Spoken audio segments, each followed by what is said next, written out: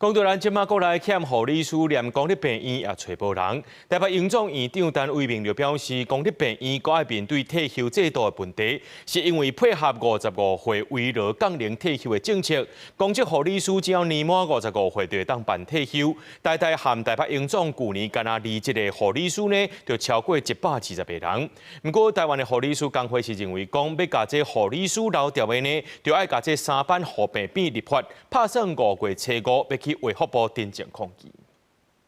国内护理师因为长期压力大、工时多、薪水低，这的工作环境，新冠疫情解封了后，出现27个人。部分病院病患减少，避免关闭床，连公立病院嘛面临招无人的困境。台北营总院长陈为民坦白讲，其实公立病院阁面临制度的问题，因为配合政府55岁围劳降龄退休政策，公职护理师年满55岁就会当办理退休。台北营总去年27个护理师就超过120人。我是有苦难言，但是只能祝福他们到私人医院体系继续帮助台湾。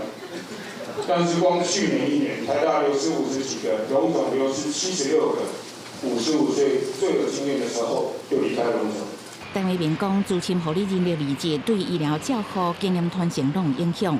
台湾护理师医疗产业工会认为，要减轻护理师工作负担，和护理师愿意留任，就必须加3班护病比入法，嘛保障病人的安全。所以要伫5月初5去卫福部订正抗议。因为护病比过高，会造成住院的病人死亡率增加、感染率增加、再入院增加。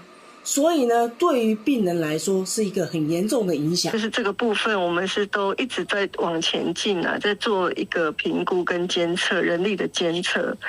那这个都是在我们的规划当中。卫福部是讲，去年推出护理人力政策整备12项策略计划，透过夜班津贴、3班护病比奖励等真侪项措施了后，今年1月护理人力比去年同期增加5000多人，总数达到19万多人。3班护病比入法会持续评估。记者采访报道。